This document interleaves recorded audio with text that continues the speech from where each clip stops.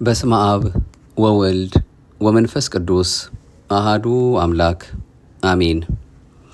እንኳን ለበዓለ ሆሳዕና ሁላችንንም በሕይወት በጤና ጠብቆ አደረሰን አደረሳችሁ።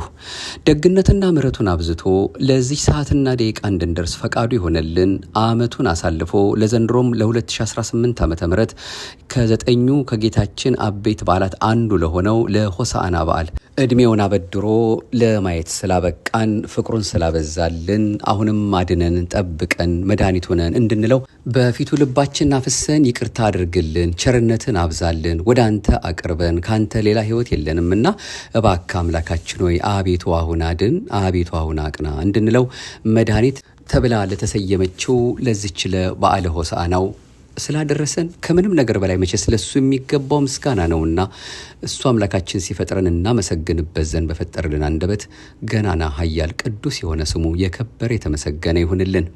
ርርተ ህሊና ርርተ ልቦና የሆሳዕናው ጌታ የመድኃኔ ዓለም እናት እመብርሃን ንጽሕት ቅድስት ድንግል ማርያምም ዘወትር እኛን የሚጠብቀንን እንዳይነ ጥቅሻ የሚደርስልን ጸሎቷ ልመናዋ ቃል ኪዳኗ አልተለየንምና ስሟ የከበረ የተመሰገነ ይሁን። በቅዱሳን አድሮ የሚመሰገን እሱ አምላካችን ስለ ደጋጎቹ ሁሉ ብሎ ቃል ኪዳናቸውን እያሰበ ለዚህ ደርሰናልና እሱ ያከበራቸው ያጸደቃቸው ሁሉ እንደ ቸርነቱ ለእኛም እዚህ መድረሳችን ምክንያት ሆነውናልና ደግፈውናል፣ ተራድተውናልና የቅዱሳኑ ሁሉ ስማቸው የከበረ የተመሰገነ ይሁንልን። እጅግ በጣም ሰፊ ጥልቅና እግዚአብሔር አምላካችን ባወቀ እንደው በአንድ በሁለት መርሃ ግብር ብቻ አይደለም ለረጅም ጊዜ ብንማማርበት ልንሰማው ልንመከርበት የሚያስፈልገውን የሆሳዕና በዓልን ምስጢር በተመለከተ ለዚህ መርሃ ግብራችን በሚመች መልኩ ብቻ ከብዙ በጥቂቱ ከሙሉ በከፊሉ እርሱ አምላካችን የወደደውን እንደው አንኳር የሆኑትን ብቻ ለማየት እንሞክራለን። ለነገሩ በየዓመቱ ለእናንተ ስለምናደርሳችሁ እነዚያንም ወደኋላ መለስ ብላችሁ ብትከታተሉ እጅግ በጣም በርካታ ሚስጥራትንም ስለምናገኝ ቢቻላችሁ ወደኋላ መለስ ብላችሁ በተለይ ፕሌሊስት የሚለው ላይ ብትገቡ የአብይ ጾም ሰንበቶች ወይም ደግሞ የአብይ ጾም እሁዶችን በያዝንበት ወይም ባካተትንበት መርሃ ግብራችን ላይ ልታገኙ ትችላላችሁ። እናም ለዛሬ መርሃ ግብራችን እንደ መግቢያ አድርገን በመጋቤ ሐዲስ ዶክተር ሮዳስ ታደሰ በአንድ ወቅት ተጽፎ የነበረውን ይህንኑ ታላቅ በዓል ምክንያት በማድረግ ጽፈው ደጉ ሰው የሰጡንን ከብዙ በጥቂቱ ለማየት እንሞክራለን። ከዚያም ማከል አድርገን ደግሞ ከሆህተ ስብከት ቅዱስ ያሬድ ቅጽ 2 መጽሐፍ ላይ ደግሞ ያገኘነውን እጅግ በጣም በስፋት ከተቀመጠው ለዚህ መርሃ ግብር እንዳልነው አጠር ባለ ሁኔታ የምንከታተለውን ለማየት እንሞክራለን። እግዚአብሔር አምላካችን አሁንም የምንሰማውን ለፍሬ ለበረከት እንዲያደርግልን ከበዓሉ ረድኤት በረከትን እንዲያሳትፈን አሁንም የተቀደሰ ፈቃዱ ይሁንልን። መጋቤ ሐዲስ ዶክተር ሮዳስ ታደሰ ሆሳዕናን በተመለከተ እንዲያስተምረውን ነበር። ሆሳዕና ማለት የዕብራይስጥ ቃል ነው። ሆሻአና ማለትም ትርጉሙ ማለት ነው አቤቱ አሁን አድን ማለት ነው። ይህ በዓል ወይም ይህ በዓለ ሆሳዕና ከዘጠኙ አበይት የጌታ በዓላት ውስጥ ሲሆን ኪሩቤል ሱራፌል በፍርሃት በረአድ ሆነው ዙፋኑን የሚሸከሙት ጌታ በትህትና በአህያና በውርንጫይቱ በትህትና ተቀምጦ እየተመሰገነ ወደ ቤተ መቅደስ የገባበት፣ የዘካርያስ ትንቢት የተፈጸመበት፣ ሕዝቡ ዘንባባ ይዘው የዘመሩበት፣ ሕፃናት በንጹሕ አንደበታቸው ሆሳዕና ብለው ያመሰገኑበት ታላቅ በዓል ነው። ይህም ታሪክ በአራቱም ወንጌላት ላይ ሲጻፍ በማቴዎስ ወንጌል ምዕራፍ 21 ቁጥር 1 ላይ ወደ ኢየሩሳሌምም ቀርበው ወደ ደብረ ዘይት ወደ ቤተ ፋጌ ሲደርሱ ያን ጊዜ ኢየሱስ ከደቀ መዛሙርቱ 2 ላከ ይላል። ቤተ ፋጌ ማለት የበለስ ቤት ማለት ሲሆን ከኢየሩሳሌም ወደ ኢያሪኮ በሚወስደው መንገድ አቅራቢያ ያለች ትንሽ መንደር ናት። ሁሉን አዋቂ የሆነው ጌታም ጴጥሮስንና ዮሐንስን በፊታችሁ ወዳለችው መንደር ሂዱ፣ በዚያን ጊዜም የታሰረችን አህያ ውርንጫም ከእሷ ጋር ታገኛላችሁ፣ ፈታችሁ አምጡልኝ በማለት እንደ ማእመረ ህቡአትነቱ ማለትም የተሰወረውን አዋቂነቱ በመንደሯ ውስጥ ስለታሰሩት አህያና ውርንጫ አስቀድሞ ይነግራቸዋል። በተናቀች ግርግም በቤተልሔም በተወለደ ጊዜ ላምና አህያ ትንፋሻቸውን እንደገበሩለት አሁንም በሰዎች በተናቀች አህያ በጌትነት ተቀምጦ እንዲመሰገንባት መርጧታል። በልደቱ ማንም ያልገባባት የማይገባባት የሕዝቅኤል የታተመች መቅደስ የተባለች ዘላለማዊት ድንግል እመቤታችንን እንደመረጠ ዛሬም በሆሳዕና ማንም ሰው ያልተቀመጠባት አህያን ከውርንጫዋ ጋር እንዲያመጡ አዘዘ።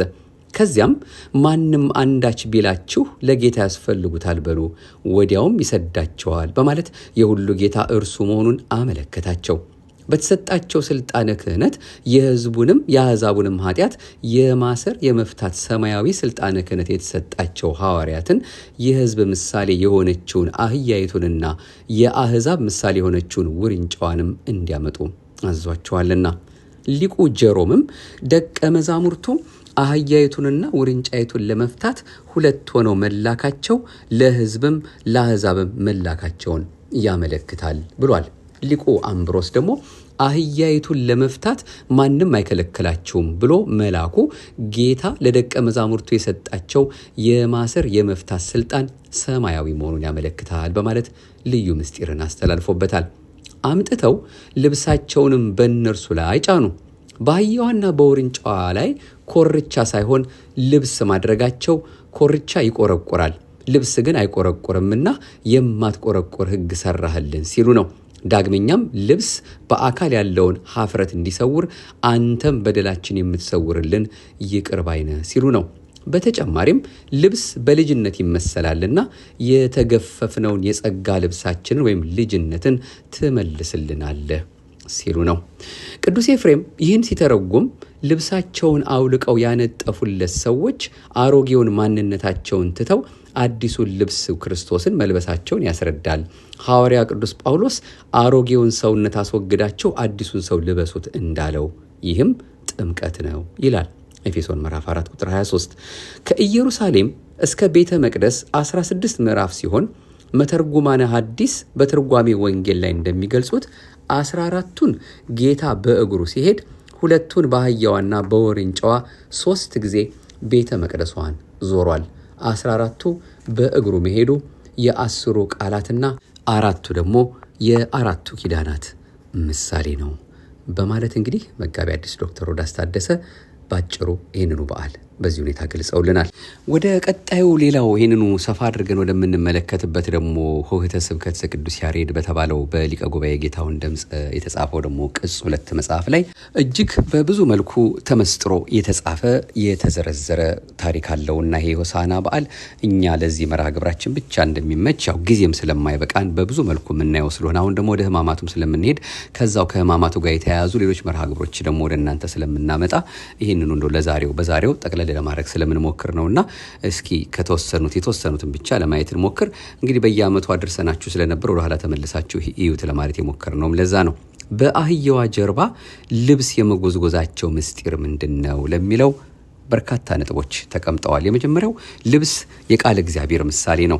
ሐዋርያት በአህያይቱ ጀርባ ልብሳቸውን የጎዘጎዙበት የመጀመሪያው ከክህደትና ከኃጢአት እስራት የተፈቱትን ምእመናን ንስሐ ሰጥቶ ዝም ማለት ሳይሆን ስር ሰደው እንዲያድጉ፣ ከአምልኮተ እግዚአብሔር እንዳያፈገፍጉ፣ በሃይማኖት እንዲጸኑ፣ በምግባር በትሩፋት እንዲቀኑ፣ በመንፈሳዊ ሕይወት እንዲጎለምሱ በዘባነ ልቦናቸው የትምህርት ሃይማኖት ልብስ መጎዝጎዝ፣ ይህም ማለት መንፈሳዊ ሕይወታቸውን እንዳይላላ ዘወትር ክትትል ማድረግ እንደሚገባ ለመግለጽ ነው። ሐዋርያ ቅዱስ ጳውሎስ በእርሱ ስር ሰዳችሁ ታነጹ እንደተማራችሁም በሃይማኖት ጽኑ ብሎ እንደተናገረው ቆላስይስ ምዕራፍ 2 በቃለ እግዚአብሔር ታንጸው እንዲያድጉ 5ቱ አዕማደ ምስጢራትን፣ 7ቱ ምስጢራተ ቤተ ክርስቲያንን፣ ሌሎችን መንፈሳዊ ትምህርቶችን በፍቅር በትህትና ሆኖ ማስተማር እንደሚገባ ለማሳሰብ ነው።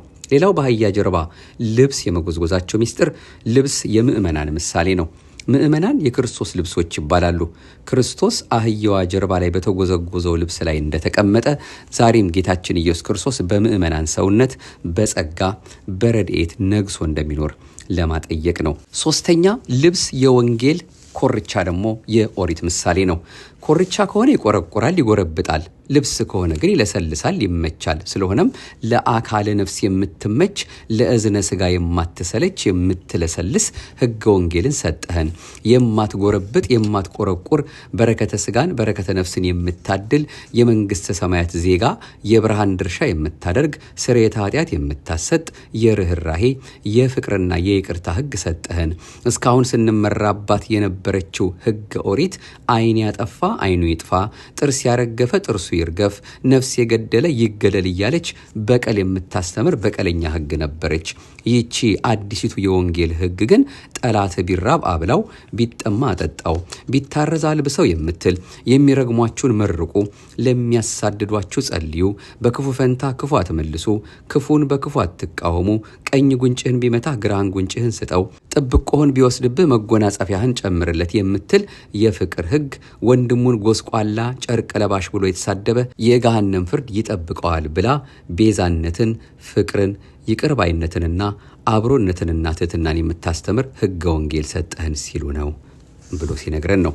ልብስ ሌላው የሰውነትን ነውር ይሸፍናል። ልብስ የሰውነት እርቃንን እንደሚከድን ሁሉ ጌታ ሆይ የነፍሳችን እርቃን የነፍሳችን ኀፍረት ልትሰውር ወደዚህ ዓለም መጣህልን ሲሉ ነው። ዲያብሎስ የልጅነት ጸጋችንን ገፎ ነፍሳችንን አራቁቷት ነበርና ዘፍጥረት ምዕራፍ 3 ቁጥር 21 ያለፈውን ኃጢአታችንን በንስሐ የዕለት ኃጢአታችንን በትዕግስት የምትሰውርልን አንተ ነህ፣ ከሰው ዓይን ተሸሽገን የሠራነውን በደል የምትሸፍንልን ከባቴ አበሳ አንተ ነህ ሲሉ ነው። ነቢዩ ዳዊት አቤቱ ኃጢአትንስ ብትጠባበቅ በፊት ማን ይቆም ነበር በማለት እግዚአብሔር ከባቴ አበሳ ገመና ሸፋኝ መሆኑን ተናግሯል። መዝሙር 129 ቁጥር 3። አምስተኛ ልብስ ሁሉንም ቀለም ይቀበላል። የእኛም ሰውነት ጽድቅም ኃጢአትም እውነትም ሐሰትም ክፋትም ደግነትም ይስማማዋል።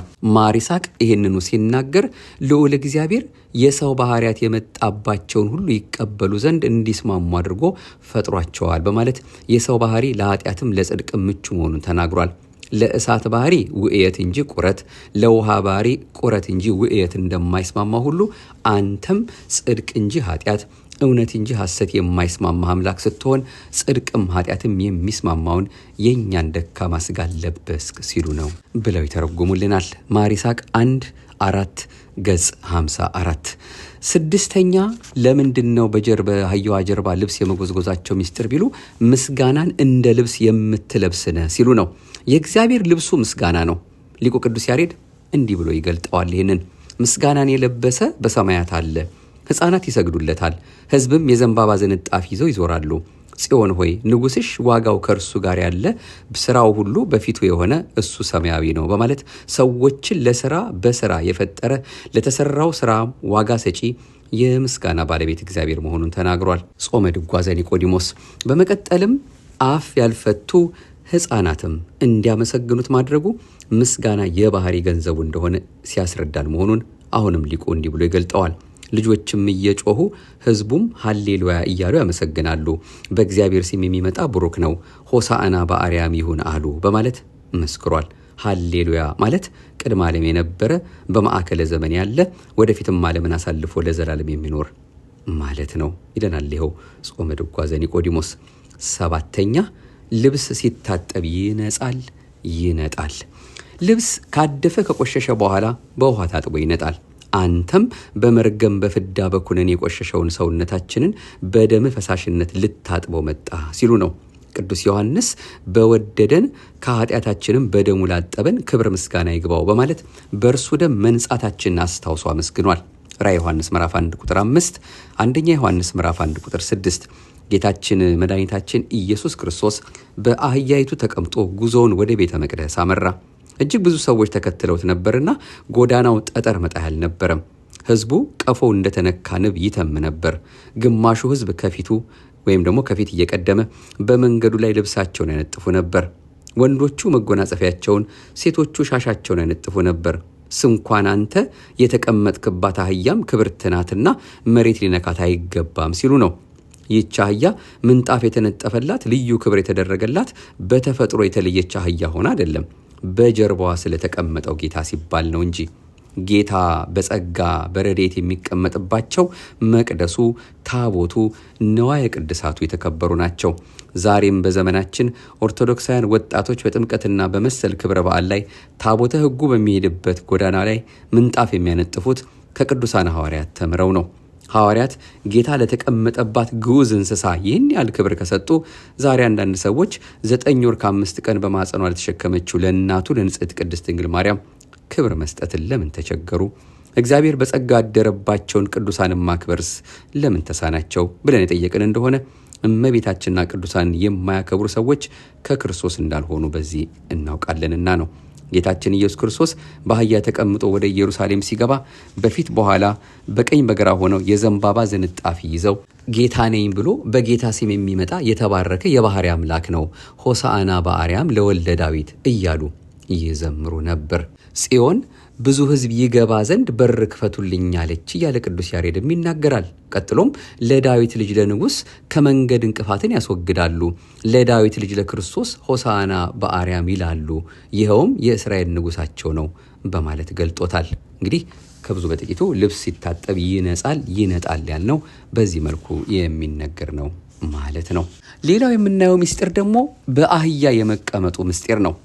ሰማይ ዙፋኑ ምድርም የእግሩ መረገጫ የሆነ ዳዊትም ሰማዮችን ዝቅ ዝቅ አደረገ፣ ጨለማም ከእግሩ በታች ነበረ፣ በኪሩቤል ላይ ተቀምጦ በረረ፣ በነፋስ ክንፍም በረረ፣ መሰወሪያውን ጨለማ አደረገ ብሎ የዘመረለት አምላክ መዝሙር 17። ሊቁ ቅዱስ ያሬድም ደግሞ ይህንኑ አክሎ በኪሩቤል ላይ ተቀምጠህ የውቅያኖስን ጥልቀት የምትመለከት አንተ ምስጉንና ልዑል ነህ ብሎ የተቀኘለት ለምን በአህያ ተቀመጠ? ከአህያ የተሻለ መጓጓዣ ጠፍቶ ነውን? ወይስ ፈረስና ሰረገላ የሚያቀርብለት አጥቶ ነውን ቢሉ አይደለም። በመጀመሪያ ደረጃ ትንቢቱና ምሳሌው እንዲፈጸም ነው።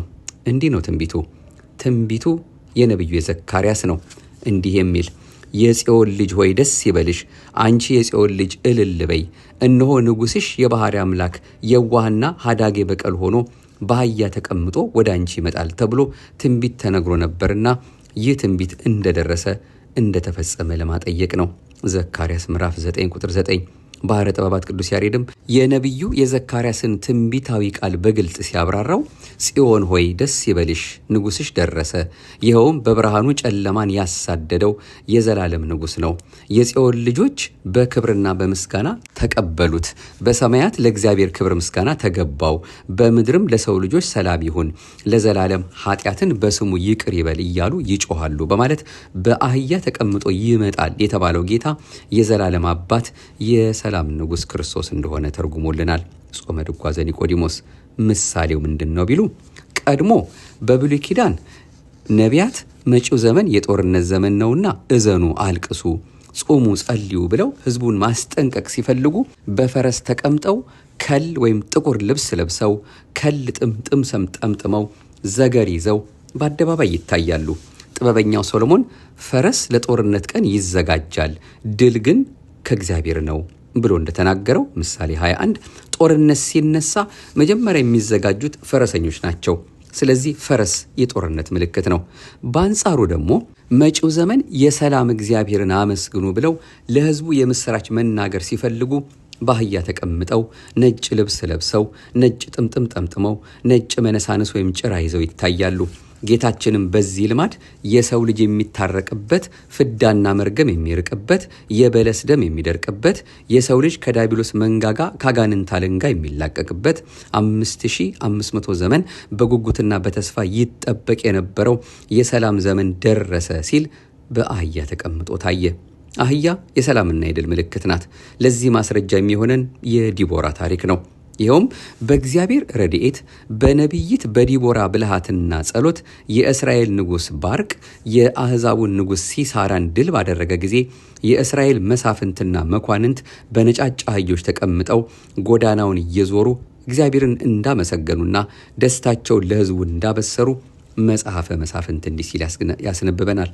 ልቤ ወደ እስራኤል አለቆች ነው፣ በሕዝቡ መካከል ነፍሳቸውን በፈቃዳቸው ወደ ሰጡት እግዚአብሔርን አመስግኑት። በነጫጭ አህዮች የምትጫኑ በወላንሳ ላይ የምትቀመጡ በመንገድ ላይ የምትሄዱ ተናገሩ ሲል አለቆች በሰራዊታቸው ብዛት ሳይሆን በእግዚአብሔር ረድኤት ድል እንደተቀዳጁ በአደባባይ ወጥተው እንደመሰከሩ ይነግረናል መጽሐፈ መሳፍንት ምዕራፍ 5። ይህ ታሪክ ለዘመነ ሐዲስ ምሳሌ ነበር። ባርቅ የጌታ ምሳሌ ሲሆን ሲሳራ የዲያብሎስ ምሳሌ ነው። ባርቅ ሲሳራን ድል እንደነሳው ጌታችንም ዲያብሎስን ድል ነስቶታል። ባርቅ በነጭ አህያ ተቀምጦ ድሉን እንዳበሰረ ሁሉ ጌታችንም በአህያ ተቀምጦ ሆሳዕና በአርያም እየተባለ ዲያብሎስ ድል የሚነሳበትና የሰው ልጅ ነፃነቱን የሚጎናጸፍበት ዘመን መድረሱን አብስሮናል። ዋናው ምስጢር ግን በአህያ የተቀመጠ ሸሽቶ አያመልጥም፣ ርቆ አይሄድም። ጌታችንም በአህያ የተቀመጠው ከቤተ አይሁድ እጅ አላመልጥም፣ ይይዙኛል፣ ይሰቅሉኛል ሲል ነው። አንድም በፍጹም ልባቸው ለሚሹኝ በቅን መንፈስ ለሚፈልጉኝ ደግሞ የቅርብ አምላክ እንጂ የሩቅ አምላክ አይደለሁም ሲል ነው ኤርምያስ 23:23። ዲያብሎስ 5500 ዘመን የሰውን ልጅ እንደ አህያ ጭኖ በኃጢአት ልጓም ለጉሞ ይጋልበው ነበር። ዘመኑ ሲፈጸም ጌታችን ዲያብሎስን ከሰው ልጅ ዘባነ ልቦና ላይ አውርዶ የራሱ ማደሪያ የሚያደርግበት ዘመን መድረሱን ለመግለጥ በአህያ ጀርባ ተቀመጠ። ይኸው ዲያብሎስ ያቆሸሸውን ሰውነት በደሙ ፈሳሽነት አንጽቶ ማደሩን ያሳያል። ሁለተኛው ሚስጥር ጌታ ወደዚህ ዓለም የመጣው ለትህትና ነው እንጂ ለልዕልና አይደለምና ትህትናውን ያሳይ ዘንድ በአህያ ተቀመጠ። አህያ የተናቀች ፍጥረት ናት። ከተሰጡን የቤት እንስሶች መካከል ይበልጥ አገልግሎት የምትሰጠን አህያ ሆና ሳለ አለመታደል ሆኖ የመጥፎ ነገር ተምሳሌት አድርገን እንተርትባታለን። ለምሳሌ አንድን ሰው ጥሩ ነገር አይጥምህም፣ ደግ ነገር አይወድልህም ማለት ስንፈልግ ለአህያ ማር አይጥማትም እንላለን። አሁን ለአህያ ማር አቀርበንላት ማር አይጥመኝም ብላ አይደለም፣ ይህን ስም የሰጠናት እኛ ነን። እንደዚሁም ክብር አይወድልህም ማለት ስንፈልግ የአህያ ስጋ አልጋ ሲሉ መሬት እንላለን። ራስ ወዳድ ነህ፣ ሆድህ ከሞላ ጉንጭህ ከቀላ ስለሌላው አይጨንቅህም፣ ጥቅምህ ካልጎደለ ፍላጎትህ ከተደላደለ የሰው ነገር አያሳስብህም ማለት ስንፈልግ ደግሞ እኔ ከሞትኩ ሰርዶ አይብቀል አለች አህያ እንላለን። ይህንና ይህን የመሳሰሉትን መጥፎ ነገር ስንተርትባት ኖረናል። በአጠቃላይ ስለ አህያ ስናስብ ስሟ ራሱ ስድብ ነው። ለሸክም የተፈጠረች ሆኖም ግን የምትሰጠውን የአገልግሎቷን ያህል ክብር የማይሰጣት በየትኛውም ሀገር ያለች አህያ ታሪኳ ተመሳሳይ ነው። ጀርባዋ በሸክም ብዛት የቆሰለ፣ እግሯ በጭነት ብዛት የተብረከረከ፣ ዱላ ያስመረራት፣ እረፍት የናፈቃት እንስሳ ናት። ነገር ግን ይህችን የተዋረደች እንስሳ በኪሩቤል ላይ የሚቀመጠው ሰማያዊ ንጉሥ ክርስቶስ በትህትናው ዙፋን አደረጋት። ዱላ በለመደችው እረፍት በናፈቃት በዚች ምስኪን ላይ ቀንበሬ ልዝብ ነው፣ ሸክሜ ቀሊል ነው ያለው ንጉሥ ተቀመጠባት። የልባቸው ጀርባ በኃጢአት ሸክም ለጎበጠ፣ በበደል ብዛት ለቆሰለባቸው ሰዎች ሸክማቸው ተራግፎ ከእስራት ተፈተው ዘላለማዊ እረፍት እንደሚያገኙ የሚያመለክት ትምህርት ነው። ሰው የናቀውንና አይጠቅምም ብሎ የጣለውን እግዚአብሔር ያከብራል። ሰዎች ባይታዋር ያደረጓቸውን እግዚአብሔር ከፍ ከፍ ያደርጋቸዋል። ሐዋርያው ቅዱስ ጳውሎስ እግዚአብሔር ጥበበኞችን እንዲያሳፍር የዓለምን ሞኝ ነገር መረጠ፣ ብርቱን ነገር እንዲያሳፍር የዓለምን ደካማ ነገር መረጠ፣ እግዚአብሔር የሆነውን ነገር እንዲያጠፋ የዓለምን ምናምንቴ ነገር የተናቀውንም ነገር መረጠ፣ ሥጋ የለበሰ ሁሉ በእግዚአብሔር ፊት እንዳይመካ በማለት እግዚአብሔር የተናቀውን እንደሚያከብር ተናግሯል። አንደኛ ቆሮንቶስ ምዕራፍ 1።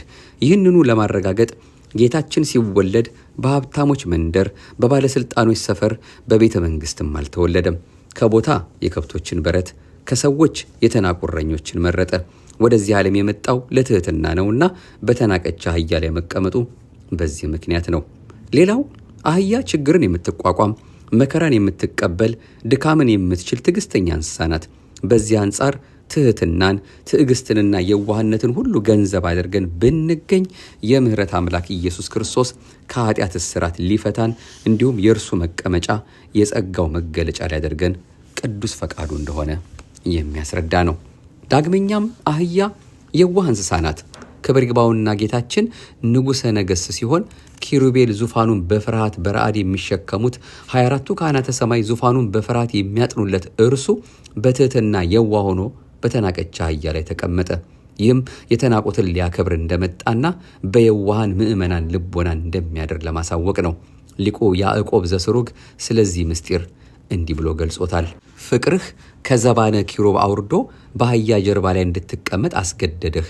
ብዙ ዓይንና ብዙ ገጽ ካላቸው ከሰራዊተ መላእክት ይልቅ በዲዳዋ አህያ ትመሰገን ዘንድ ወደድክ። በሰማይ ሰራዊት ሰረገላ ተቀምጠህ ክብርህን ማሳየት አልወደድክም። በውርንጫይቱ ላይ ተቀምጠህ ወደ ሰማይ ሰራዊት መሄድን መረጥክ እንጂ። በአርያም እሳታውያን የሚሆኑ ኪሩቤል ያመሰግኑሃል፣ በምድርም ሕፃናት ይዘምሩልሃል። በአርያም ብርሃናውያን መላእክት በብርሃን ክንፋቸው መንገድህን ያነጥፉልሃል። በምድርም ደቀ መዛሙርትህ ልብሳቸውን አንጥፈው መንገድህን አስተካከሉ። ወዮ አርያማዊ ሲሆን ምንም ሳይንቀን ይጎበኘን ዘንድ ከአባቱ መጣ። እርሱም በገዛ ፈቃዱ ሰው እስከ መሆን ደርሶ መጣ። በአህያ ላይ ተጭኖም ይጎበኘን ዘንድ መጣ። ነቢዩ ዘካርያስ የመንፈስ ቅዱስን እንዚራ ይዞ በደስታ ትንቢትን ለመናገር ይቻኮላል፣ እየደረደረም የጽዮንን ልጅ ይጠራታል በማለት አስተምሯል። ሌላው የአህያዋ ውለታን በተመለከተ እንደዚሁ የተለያዩ ጉዳዮች አሉ። በመሰረቱ አህያ በሰዎች ዘንድ የተናቀች ብትሆንም በእግዚአብሔር ዘንድ ክብር ያላት ባለውለታ እንስሳ ናት። እንዲህም ሲባል እግዚአብሔር ውለታ የሚዋልለት አምላክ ሆኖ አይደለም፣ በአህያ ብዙ አገልግሎት እንዳከናወነ ለማስረዳት ነው እንጂ። በመጀመሪያ በአህያ የሚሰራውን የማያውቅ ፍቅረ ነዋይ የተጸናወተውን ሀብተ መርገምን ሙጥኝ ያለ በለዓምን አስተምሮባታል። ቅዱስ ጴጥሮስ ነገር ግን ስለመተላለፉ ተዘለፈ፣ ቃል የሌለው አህያ በሰው ቃል ተናግሮ የነቢዩን እብደት አገደ ብሎ በሁለተኛ ጴጥሮስ ምዕራፍ 2 እንደተናገረው በአህያ የሚሰራውን የማያውቅ የአመፅ ገንዘብ ልቡ የታወረውን በለዓምን ገስጾባታል። ይህ ታሪኩ እንግዲህ ዘኍልቍ ምዕራፍ 22 ላይ ያለ ነው። ሁለተኛ ግብዞች ቤተ አይሁድን መክሮባታል። ይኸውም ፈጣሪያቸውን ትተው ታዳጊያቸውን ረስተው ጣዖት ባመለኩ ጊዜ ላም የገዛውን ጌታውን ያውቃል፣ አህያም ገለባ የሚቅምበትን የጌታውን ቤት ወይም ጋጣ ያውቃል።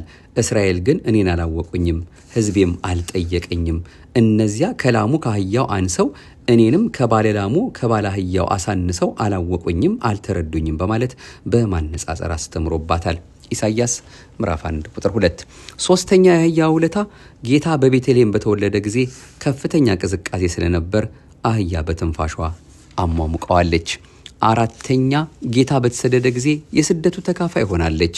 እመቤታችን ሄሮድስ ልጇን ለመግደል በተነሳ ጊዜ ወደ ግብጽ ስትሰደድ አህያ ስንቃቸውን ተሸክማ ራሷ መንገድ እየመራች በጣም ሳትፈጥንባቸው በጣምም ሳትዘገይባቸው በእነርሱ የእግር ጉዞ መጠን እየተጓዘች እንደ ደንገጥር ሆና አገልግላቸዋለች።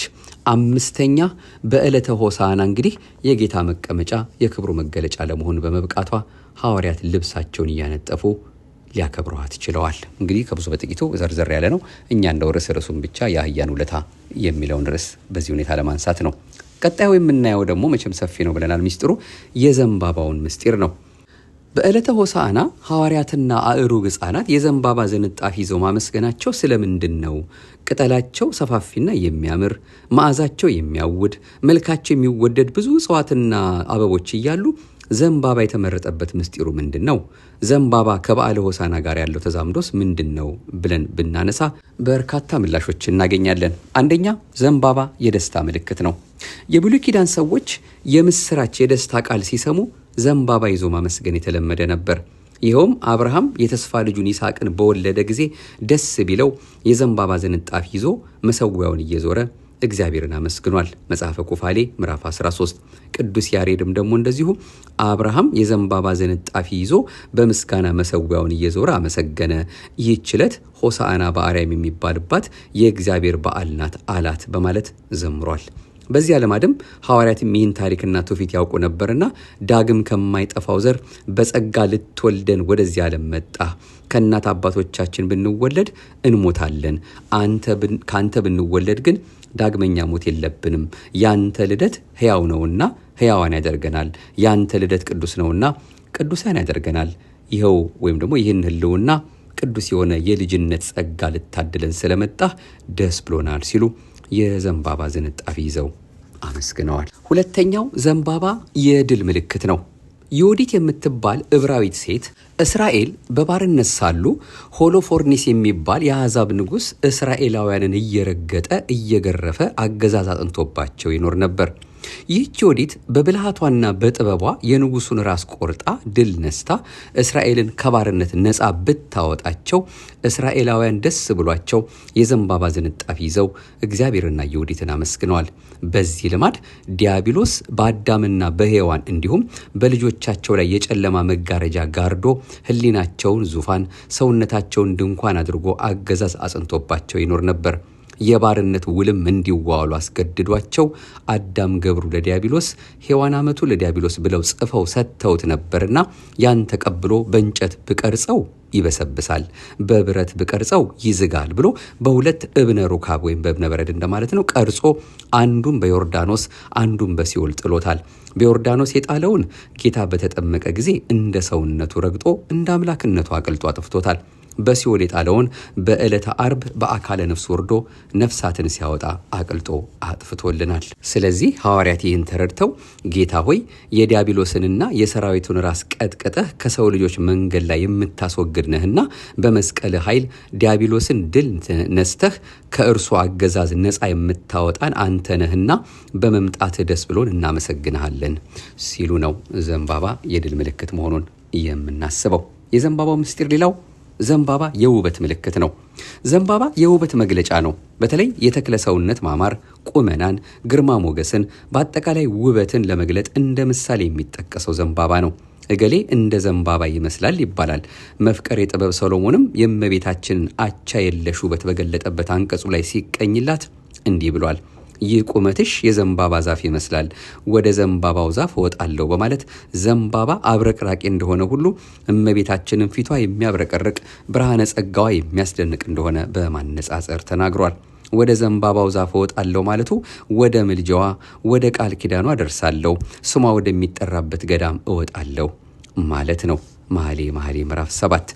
ዳግመኛም ሰሎሞን ታላቁን ቤተ መቅደስ ሰርቶ ሲጨርስ ቅድስተ ቅዱሳን ውስጥ የሚገኘውን መሰዊያውን ሲሰራ በውስጥና በውጭ የኪሩቤልና የዘንባባ ዛፍ የፈነዳም የአበባ ምስል እንደቀረጸበትና በዘንባባ ሐረግ እንዳስጌጠው ዜና ነገሥት መዝግቦ ያስነብበናል። ይኸውም ለመሰዊያው ያለውን ክብር ያስረዳል። አንደኛ ነገሥት ምዕራፍ 6። አራተኛ ዘንባባ የጽናት ምልክት ነው። ዘንባባ በክርስትና ሕይወት ስለ ሃይማኖት መከራን ታግሶ በሕግ በአምልኮ ጸንቶ ለሚኖር ክርስቲያን ምሳሌ ወይም ምልክት የሚሆን ነው። ነቢዩ ዳዊት ጻድቅሰ ከመ በቀልት ይፈሪ ወይበዝ ከመ ዘግባ ዘሊባኖስ ትኩላንም ሙንቱ ውስተ ቤተ እግዚአብሔር። ጻድቅ እንደ ዘንባባ ያፈራል፣ እንደ ሊባኖስ ዝግባም ያድጋል፣ በእግዚአብሔር ቤት ተተክለዋል፣ በአምላካችን አደባባይ ይበቅላሉ ሲል ጻድቃን ፍሬ ጽድቅ ፍሬ ቅድስና እያፈሩ በእግዚአብሔር ቤት ለዘላለም ተተክለው እንደሚኖሩ ተናግሯል። መዝሙር 51። ስለዚህ ዘንባባ በሃይማኖት ጸንቶ በምግባር ቀንቶ የመኖር ምሳሌ መሆኑን እንረዳለን። አምስተኛ ዘንባባ የነጻነት ምልክት ነው። እስራኤላውያን ከ430 ዘመን ከግብፅ የባርነት ኑሮ ነፃ ከወጡ በኋላ የኤርትራን ባህር ተሻግረው የሙሴ እህት ማርያም ከበሮን በመያዝ የደስታ ዝማሬ ሲያቀርቡ ሕዝቡ የዘንባባ ዝንጣፊ ይዞ ዝማሬውን እያጀበ ቅዱስ መጽሐፍ ይነግረናል። ሊቁ ቅዱስ ያሬድ የመዝሙሩን ስርዓት ከኦሪቱ ጋር እያነጻጸረ እንዲህ በማለት ይገልጠዋል። ዘንባባንና ወይራን ያዙ፣ ምስጋናን አመስግኑ፣ የእስራኤል ስርዓቱ ይነውና፣ ቅድመ ዓለም የነበረ ዛሬም ያለ ወደፊትም ዓለምን አሳልፎ የሚኖር ሰማያዊ ሙሽራ በምስጋና የሚመጣው እርሱ ነው በማለት ዘምሯል። ዘጸአት 15።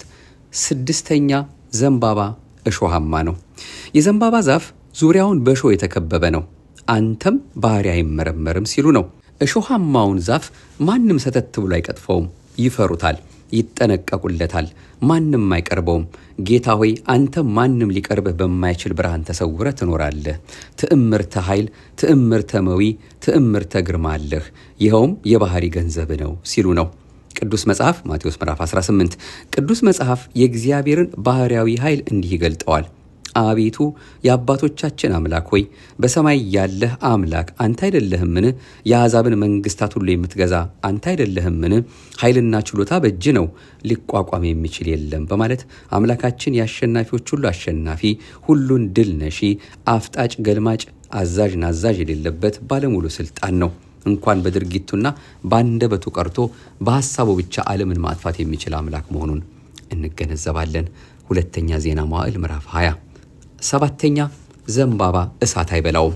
ዘንባባ እንደ ሌሎች ቅጠሎች በእሳት በቀላሉ የሚቃጠል የሚለወጥ አይደለም። እንደዚሁም መለኮትን ከትስብእት ትስብእትን ከመለኮት ያዋሃድክ እሳታዊ አምላክ ስግው ቃል ነህ። ሰው መሆንህ አምላክነትህን አምላክነትህ ሰው መሆንህን ሳይለውጠው በተዋህዶ የከበርክ ነህ ሲሉ ነው ቅዱስ ኤፍሬም በሐሙስ ውዳሴ ማርያም ላይ ሲናገር ወመለኮቱ ኢተወለጠ ኮነ ወልደ እጓለ እመሕያው አምላክ ዘበአማን መጻ ዋድኀነነ ወልደ እጓለ እመሕያው ክርስቶስ ሰውም ቢሆን ባህሪ መለኮቱ አልተለወጠምና የባህሪ አምላክ ነው ተወልዶም አዳነን በማለት ጌትነቱ እንደ ነገስታት በጉልበት እንደ ካህናት በሀብት እንደ ጣዖታት በሐሰት አይደለ የእርሱ ጌትነት እውነተኛና የባህሪ ገንዘቡ እንደሆነ ተናግሯል። 8ኛ ዘንባባ ጽኑ ነው። የዘንባባ ዝንጣፊ የማይበጠስ ጽኑ ነው። ሰውን ጽኑ ቢሉት በሕማም በሞት ይለወጣል፣ ህልፈት ውላጤ ይስማማዋል። እግዚአብሔር ግን ሞት፣ ሕማም፣ ድካም፣ ህልፈት ውላጤ የማይስማማው ዘላለማዊ አምላክ ነው። በመንግስት ሽረት በባህሪ ህልፈት ሞት የሌለብህ አምላክ ነህ ሲሉ ነው የዘንባባ ዝንጣፌ ይዘው የሚያመሰግኑት። ራሱ እግዚአብሔርን በነቢዩ ሚልክያስ ላይ አድሮ ሲናገር እኔ የማልለወጥ አምላክ ነኝ ሲል ተናግሯል። ሚልክያስ ምዕራፍ 3 ልበ አምላክ ዳዊትም ሲዘምር ሰማያት የእጅ ሥራ ናቸው፣ እነርሱ ይጠፋሉ፣ አንተ ግን ለዘላለም ትኖራለህ። ሁላቸውም እንደ ልብስ ያረጃሉ፣ እንደ መጎናጸፊያም ተለውጣቸዋለህ፣ ይለወጣሉም፣ አንተ ግን ያው አንተ ነህ፣ ዓመቶች ከቶ አያልቁም በማለት እግዚአብሔር በመንግስቱ ሽረት በባህሪው ሞትና ህልፈት የሌለበት ዘላለማዊ አምላክ እንደሆነ መስክሯል። መዝሙር 101 9ኛ ዘንባባ ብሩህ ነው። አንተ ብሩሃ ባህሪ ነህ፣ በትምህርትህም የሰውን ልቦና ታበራለህ። አንድም ውሳጣዊ ልቦናችንን ብሩህ የምታደርግልን ጠፈር ደፈር የማይከለክልህ እውነተኛ ብርሃን ነህ። ቅድመ ዓለም አምላከ ብርሃን ወላዴ ሕይወት ከተባለ ከእግዚአብሔር አብ አካል ዘእም አካል ባህሪ ዘእም ባህሪ የተወለድክ ድህረ ዓለም የሰው ሕይወት የሆነችውን ብርሃን የገለጥክ ጨለማ ያላሸነፈ በጨለማ ውስጥ ዘወትር የምታበራ አማናዊ ብርሃን ክርስቶስ ሆይ አንቀጸ ብርሃን ከተባለች ከድንግል ማርያም ተወለድክ። ብርሃንህም የማይመረመር የማይነገር ነው። የህሊናችንን ጨለማ ያበራህ አይነ ልቦናችንን የገለጥክ ሕያውና ፍጹም ብርሃን ሲሉ ነው። መጥምቀ መለኮት ቅዱስ ዮሐንስም ስለ እውነተኛው ብርሃን ሲመሰክር ለሰው ሁሉ የሚያበራው እውነተኛው ብርሃን ወደ ዓለም መጣ ብሎ መሰከረ። ይህ ብርሃን በልቦናችን ውስጥ የሚያበራ የዓለም ብርሃን ነው።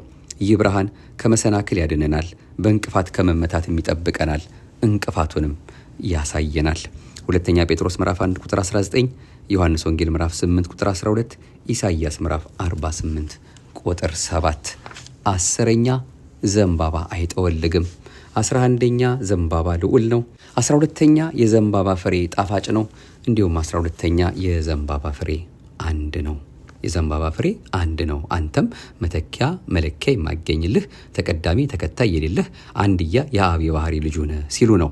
አቤቱ ጌታ ሆይ አንተ አማራጭ ተለዋጭ የሌለህ አቻ አምሳያ እኩያ የማይገኝልህ አንድ አምላክ ነህ ሲሉ ነው። ራሱ እግዚአብሔር በነቢዩ ኢሳይያስ አድሮ ሲናገር በማን ትመስሉኛላችሁ? ከማንስ ጋር ታስተካክሉኛላችሁ? እንመሳሰል ዘንድ ከማን ጋር ታስተያዩኛላችሁ? ሲል አምላካችን እግዚአብሔር አምሳያ የሌለው አምላክ መሆኑን አስረድቶናል። ኢሳይያስ 46 ሐዋርያ ቅዱስ ጳውሎስም አንድ አካል፣ አንድ መንፈስ፣ አንድ ጌታ፣ አንድ ሃይማኖት፣ አንዲት ጥምቀት፣ ከሁሉ በላይ የሚሆን በሁሉም የሚሰራ በሁሉም የሚኖር አንድ አምላክ የሁሉም አባት አለ በማለት እግዚአብሔር ወልድ ከአብና ከመንፈስ ቅዱስ ጋር በባህሪ በህልውና አንድ እንደሆነ ተናግሯል። ኤፌሶን ምዕራፍ 4 ቁጥር 4።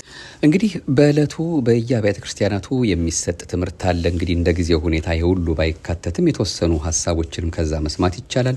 እናንተም ደግሞ በምታገኙት አጋጣሚ ሁሉ እኛም ወደ እናንተ ያደረስነው እጅግ ሰፊ መርሃ ግብር ከዚህ ቀደም የዛሬ ዓመትም የዛሬ 2 ዓመትም በየዓመቱ ስለምናደርሳችሁ የተለያዩ ምንጮች ጠቅሰን ስለምናመጣ እነዚያን ገባ እያላችሁ ደግሞ እንድትከታተሉም ከወዲሁ በመጠቆም በዕለቱ ደግሞ የሚደርስ ስርዓት አለ። እንግዲህ ቅዳሴው ራሱ ሲገባ ራሱ ለየት ባለ ሁኔታ ነው። ከውጪ ነው ዲያቆናቱ መጥተው። በወቅቱ አይሁድ ጠይቀውት የነበረ ጥያቄ ነበርና ይህ ሁሉ ህዝብ የሚከተለው ይህ ማን ነው? ሆሳዕና በአርያም እየተባለ የሚዘመርለት ይህ ማን ነው ብለው አይሁድ የጠየቁ ጥያቄ ነበርና በጊዜው ጠይቁ ነበርና ይህንን የአይሁድ ጥያቄ ለመመለስ ከዘወትሩ ወይም ደግሞ ሁልጊዜም ካዘቦቱ እሁድ ለየት ባለ መልኩ ቀደም ተብሎ ቅዳሴው ሲገባ ቀሳውስት መሶበ ወርቁንና ጽዋውን ይዘው ከቤተልሔም ወደ ቤተ መቅደስ በምስራቅ መግባታቸውን ትተው በሰሜን ይገባሉ። በማህሌት ገብተው አምደ ወርቁ ላይ ዲያቆኑ ጽዋውን ይዞ አርኅው ኆኃተ መኳንንት የሚለውን እዝል ዜማ ያዜማል። ካህኑ በመቅደስ ሆኖ ይባ ንጉሠ ስብሐት ይባ አምላከ ምሕረት እያለ በዜማ ይቀበለዋል። በዚህ መልኩ ገባሬ ሰናዩ ዋናው ሆኖ የሚቀድሰው ዲያቆንና ሰራዩ ካህን ዋናው ካህኑ እየተቀባበሉ 3 ጊዜ ይህንኑ ካሉ በኋላ ህዝቡ ይባ ንጉሠ ስብሐት ይባ አምላከ ምሕረት የምሕረት አምላክ የፍቅር አምላክ የደግነት ባለቤት እሱ ይግባ እያሉ ባጭር ቸብቸቦ መሰል ዜማ እያጀቧቸው ወደ ቤተ መቅደስ ይገባሉ። ከዚያ ቅዳሴው ይጀመራል። ቅዳሴው የጎርጎርዮስ ካል ሲሆን ፍሬ ቅዳሴው ላይ ሆሳዕና ሲባል ዲያቆናት የዘንባባ ዝንጣፊ ይዘው መንበሩን ይዞራሉ። የቅዳሴው ስርዓት እንዳለቀም በቤተ መቅደስ ቀሳውስት ዲያቆናት መስቀል፣ ጧፍ፣ ወንጌል በመያዝ የዘንባባ ዝንጣፊም ይዘው በቅዱስ ያሬድ የዜማ ይትባህል መሰረት ስርዓተ ዑደቱን ይጀምራሉ። እንግዲህ አይሁድ የጠየቁት ጥያቄ ሁሉ ምላሽ ያገኘበት አምላካችን ማን መሆኑን በቅዱስ ቤተክርስቲያናችን በዚህ መልኩ የሚገለጽ ነው። ይህ ሁሉ ህዝብ የሚከተለው ማን ነው? ሆሳዕና በአርያም እየተባለ የሚዘመርለት ይህ ማን ነው ብሎ የጠየቁትን የአይሁድን ጥያቄ ለማስታወስ ነው። እንግዲህ መኑ ውእቱ ዝንቱ ንጉሠ ስብሐት መኑ ውእቱ አምላከ ምሕረት፣ ይህ የክብር ንጉሥ ማን ነው? ይህ የምሕረት አምላክ ማን ነው ብሎ በጦም ዜማ ይጠይቃል ካህኑ። ዲያቆኑም ሲመልስ እግዚአብሔር አምላከ ኃያላን ውእቱ ዝንቱ ንጉሠ ስብሐት፣ ይህ የክብር ንጉሥ የኃያላን አምላክ እግዚአብሔር ነው ሲል በዜማ ይመልሳል። ይህ የካህኑና የዲያቆኑ ቃለ ምልልስ በሆሳዕና ክርስቶስ በታላቅ ምስጋና ታጅቦ ወደ ቤተ መቅደስ ሲሄድ ፈሪሳውያን ካህናት ለህዝቡ የጠየቁትን ጥያቄ የሚወክል ነው። ህዝቡም ይህማ ከገሊላ ናዝሬት የመጣ መሲሁ ኢየሱስ ክርስቶስ ነዋ አሏቸው። ያን ጊዜ ተበሳጩ፣ ጥርሳቸውንም አፏጩ፣ ከንፈራቸውንም ነከሱ። ወደ ጌታም ቀርበው እነዚህ ሕፃናት የሚሉትን አትሰማምን አሉት። ጌታችንም እሰማለሁ፣ ከሕፃናትና ከሚጠቡት አፍ ምስጋናን ለራስ አዘጋጀ የሚለውን ቃል ከቶ አላነበባችሁምን በማለት በሕፃናት አንደበት መመስገኑ ተገቢ እንደሆነና የእነርሱም ጌታ መሆኑን ከዳዊት መዝሙር በመጥቀስ ነገራቸው። እንግዲህ እንዲህ አይነት ምስጋና ይመጣል ለተባለው መሲህ እንጂ ላንተ የሚቀርብ አይደለም፣ ሊቀርብም አይገባም። ሕፃናትን ዝም አሰኛቸው አሉት። ክርስቶስም እነዚህን ዝም ብታሰኟቸው የቢታንያ ድንጋዮች አመሰግኑኛል አላቸው። ጌታችን ይህን ተናግሮ ሳይጨርስ የቢታንያ ድንጋዮች ጌታ ሆይ አንተን ለማመስገን አናንቀላፋም፣ ያንተን ክብር ለመግለጥ ጌትነትን ለመመስከር ዝም አንልም፣ በሰዎች አመጽ የተስተጓጎለውን ምስጋና እኛን ሞላለን ብለው እየዘለሉ አመሰገኑ። እንዲያውም ምስጋናቸው ሰዎችን የሚያስንቅ እንደነበረ ሊቃውንት ይናገራሉ። እንግዲህ ስናጠቃልለው ነቢዩ ዳዊት አርሁ ሆሃተ መኳንንት ወይባ ንጉሠ ስብሐት መኳንንት ደጁን ክፈቱ የክብር ንጉሥ ይግባ ብሎ የተናገረው ትንቢት የተፈጸመው በዚህ ዕለት ነው። መዝሙር 23 ሐዋርያዊትና ጥንታዊት የሆነች በደመ ክርስቶስ የተመሰረተች የኢትዮጵያ ኦርቶዶክስ ተዋሕዶ ቤተክርስቲያን ይህንን በዓል በታላቅ ድምቀት በማህሌት በቅዳሴ በተለይም ጌታችን እየተመሰገነ ቤተ መቅደሱን መዞሩን በማሰብ በአራቱም ማዕዘን ቤተ ክርስቲያን ምስባክ እየተሰበከ ወንጌል እየተነበበ ከጾመ ድጓ ምራት እየተመራ በታላቅ ድምቀት በዓሉ ሲከበር ህዝበ ክርስቲያኑን በተመስጦ የዘንባባ ዝንጣፊ ይዞ በግንባሩ አስሮ ሆሳዕና ለወልደ ዳዊት በማለት ፈጣሪያቸውን የባህሪ አምላክ የሆነውን ንጉሠ ነገሥት አምላከ አማልክት ከአብ ከመንፈስ ቅዱስ ጋር የተካከለውን ፈራጅ የሆነውን ኢየሱስ ክርስቶስን ያመሰግናሉ። እንግዲህ ብዙ ሚስጥራትን ነው እንደሱ እንደ አምላካችን ፈቃድ በእውነት ልንማር የሚያስፈልገንና ምሕረት ደግነቱን አብዝቶ ለዚህ ሰዓትና ደቂቃ ያደረሰን አምላካችን በዚህ መልኩ እንኳን እንድንሰማው ይሄንን እንድንረዳው ስላደረገን ክብር ምስጋና ለገናና ስሙ ይሁን።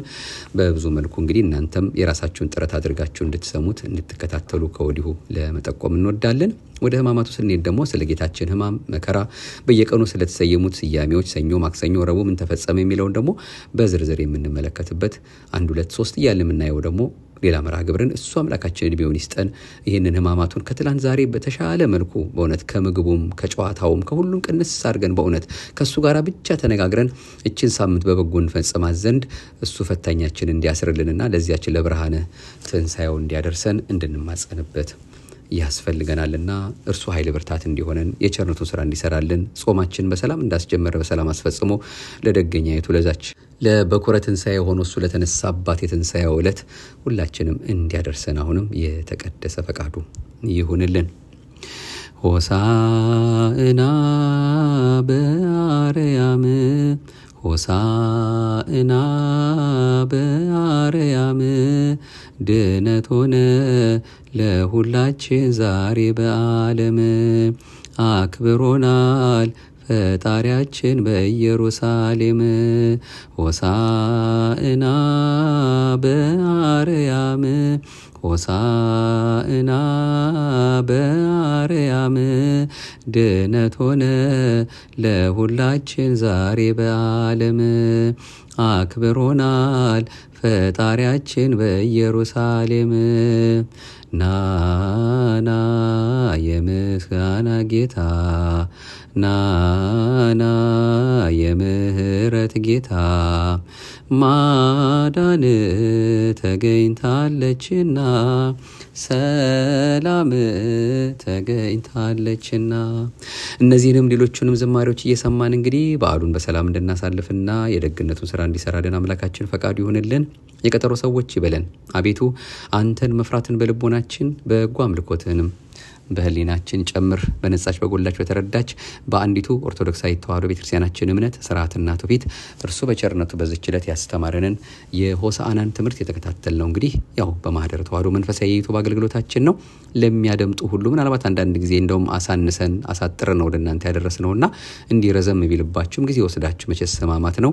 ከዚህ የበለጠ እግዚአብሔር የምናገኝበት መንገድ የለም። ሁል ጊዜ መንፈሳዊ ነገርን እያሰብን ማሳለፍ ስላለብን እንዲህ አይነት መልእክቶችን ደግሞ በሌሎቹም ጥያቄዎች በሚመጣ ጊዜ ለምላሽም ስለሚረዳን እምነታችን ደግሞ ምንም የሚጎልባት የሌለ እያንዳንዱን ነገር መጽሐፍ ቅዱስን በዚህ መልኩ በእውነት ፈትፍታ የምታስተምረን የምትነግረን ስለሆነች መጽሐፍን ገለጥ ስናደርግ የምናነባቸውን ነው እንግዲህ ወደ እያንዳንዳችን ልቦና እሱ አምላካችን አድርሶልን ለፍሬ ለበረከት አድርግልን እያል የምንሰማውና አሁንም አምላካችን በእውነት በእያንዳንዳችን ልቦና ጽላት ጽፎልን ሚስጥሩን ገልጾልን በዚች እምነት እንዲያጸናንና ያችን ከገቡ መውጣት ካገኙ ማጣት የለባትም መንግስቱን ለመውረስ እንዲያበቃን ኃይል ብርታት እንዲሆነን ጽናቱን እንዲያሳየን ፈቃዱ ይሁንልን።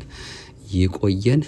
በርትተን እችን ሳምንት እንደሱ እንዳምላካችን ፈቃድ አብያተ ክርስቲያናት ምናልባት በግል ያሉ በራሳችን በኢትዮጵያ ኦርቶዶክስ ተዋሕዶ ቤተክርስቲያን ወገኖቻችን የተያዙ ካሉ ክፍት ስለሚሆን በዚያ እየሄድን ስግደቱንም ሙሉ ቀን አገልግሎት ይኖራል። በዚያ ስግደቱንም ግብረ ሕማማቱንም እየሰማን እንድንከታተል እንድንቆይ እንድንሰነብት ያስፈልገናል። ከዚያ በተረፈ ደግሞ እኛም እዚህ በእናንተ በምትከታተሉት ማህደረ ተዋሕዶ ላይ በተለይ ድርሳነ ማህየዊ የሚባል አንድ መጽሐፍ አለ። ጌታችንን ሕማምና መከራውን ከሰኞ እስከ እሁድ ድረስ የሚናገር ያንን መጽሐፍም እየሰማችሁ መከታተል ትችላላችሁ። ፕሌሊስት ላይ ወደ ታች ብትፈልጉት ድርሳነ ማህየዊ ይላል። የጌታን ሕማምና መከራውን የሚናገር ነው። እዚያ ላይ እሱ የሆነልንን ነገር እየተከታተል በአጠቃላይ እግዚአብሔር የወደደውን የፈቀደውን ነገር መስቀሉን እያሰብን እችን ሳምንት እንድናሳልፋት እሱ አምላካችን ኃይል ብርታት እንዲሆነን ፈቃዱ ይሆንልን። አሁንም የኔንም የናንተን መጨረሻ ያሳምርልን። ሀገራችን ኢትዮጵያን በብርሃነ መስቀሉ ይዳብስልን። የተጨነቁ የታመሙ የተቸገሩትን ሁሉ እሱ አምላካችን በዓይነ ምሕረቱ ይመልከትልን። ከሆሳዕና ዕለት ረድኤት በረከትን ያሳትፈን። ነገ ሁላችንም ቅዱስ ቤተክርስቲያናችን ተገኝተን እንግዲህ አንድም የይፍቱኝ ቀን ነው የሚባለውና የሆሳዕና ሁላችንም የምንፈታበት ቀን ነው። አንድ ሰው ሰኞ ማክሰኞ በሕማማት ውስጥ ቢሞት ነገ ማለትም ያው የሆሳዕና ዕለት የሚደረግለት የጸሎተ ፍታት ለሁላችንም የምንፈታው በዚያ ያሆነው ለሳምንት ሁሉ ያገለግላል። ይህ ለምን ሆነ የሚለውን በሰሞኑ ትምህርታችን የምንመለከተው ይሆናል። እስከዚያው ሰላም እግዚአብሔር ከሁላችን ጋር ይሁን። ከሕማሙ ከድካሙ ከመስቀሉ እሱ አምላካችን ከወደደው ደግሞ ለእኛ ካደረገው ውለታ ጋር በተያያዘ ደግሞ መርሃ ግብሮቻችን ይዘን እንመለሳለን። እስከዚያው ሰላም ሁኑልን። ዲያቆን ጥበበ ማሞ ነበርኩ እንደ እግዚአብሔር ፈቃድ ይህን መልእክት ወደ እናንተ ያደረስኩት። መልእክቱን ጽፈው የሰጡን መጋቤ ሐዲስ ዶክተር ሮዳስ ታደሰንና ሊቀ ጉባኤ ጌታውን ደምጸን በእውነት መድኃኔዓለም የሕይወትን ቃል ያሰማልን፣ በእድሜ በጸጋ ይጠብቅልን። አሜን።